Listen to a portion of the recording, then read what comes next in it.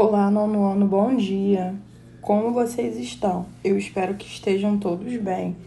Hoje daremos início a mais uma aula. E a nossa aula de hoje é sobre termos essenciais da oração. Vamos falar de sujeito. No trecho "O sujeito vivia na rede", temos uma oração simples formada por dois termos, o sujeito e o predicado. Nesse conteúdo dessa aula, que está na página 35, tem um texto que o nome do texto é sujeito. Aí vocês vão ler o texto e dentro desse texto nós vamos pegar várias frases, né, para estar utilizando aqui na explicação de vocês. Sujeito é o sujeito, né, porque o nome do texto é o sujeito. Predicado, vivia de preguiça na rede. São os termos essenciais da oração.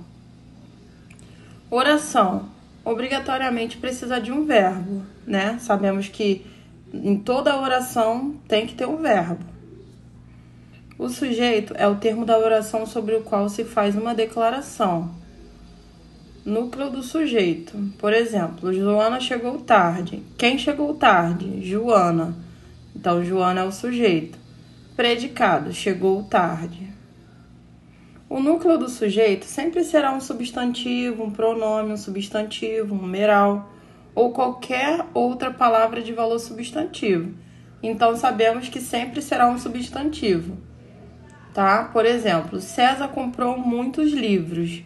Então, César é o substantivo. Sabemos que César é um substantivo próprio, é um nome de pessoa, tá? Então, por isso, César que é o sujeito nessa frase. Sujeito determinado. Ocorre quando o sujeito é facilmente reconhecido pela concordância verbal ou identificado através da desinência verbal. O sujeito pode ser simples ou composto. Ele é simples quando ele apresenta apenas um núcleo. Sara é uma aluna inteligente. Sara, então, é o sujeito. Então, é um núcleo só, tá? Porque só tem a Sara como sujeito. Sujeito composto. Quando apresenta dois ou mais núcleos. Por exemplo, João e Maria se perderam no bosque. Então, João e Maria são os dois sujeitos da frase. Então, vamos lá. Vamos pular para a segunda parte. Sujeito implícito ou desinencial. Quando não está visível na oração, mas pode ser identificado pela desinência verbal ou pelo contexto. Fomos ao cinema na noite passada. Esse é o exemplo. Quem foi ao cinema? Nós. Nós fomos ao cinema na noite passada. O nós está implícito aí. Porque quem foi ao cinema? Fomos ao cinema. Nós. Sujeito indeterminado. Ocorre quando não se pode identificar o sujeito na oração ou quando não se declara fazê-lo conhecer o verbo na terceira pessoa do plural, sem se referir a nenhum termo antecedente. Vamos ao exemplo. Disseram coisas positivas sobre você. Quem disseram? Não temos como saber quem foi. Disseram, a gente não sabe quem foi, então por isso é um sujeito indeterminado. Está na terceira pessoa do plural. Aí vocês vão ver, se tiver na terceira pessoa do plural, vocês já sabem que é sujeito indeterminado. Na presença do verbo haver, na terceira pessoa do singular, empregado com significado de existir, acontecer ou para indicar tempo ocorrido. Por exemplo, há muitas coisas que não devem ser jogadas fora. Tá aí o exemplo, há, né, o verbo haver, terceira pessoa do singular. Na presença do verbo ser, empregado para se referir a datas, horas ou distância. Hoje é dia 1º. Então, né? Verbo ser. Hoje é dia 1º de maio, dia do trabalho. Então, sabemos que é um sujeito indeterminado. Não temos como identificar esse sujeito.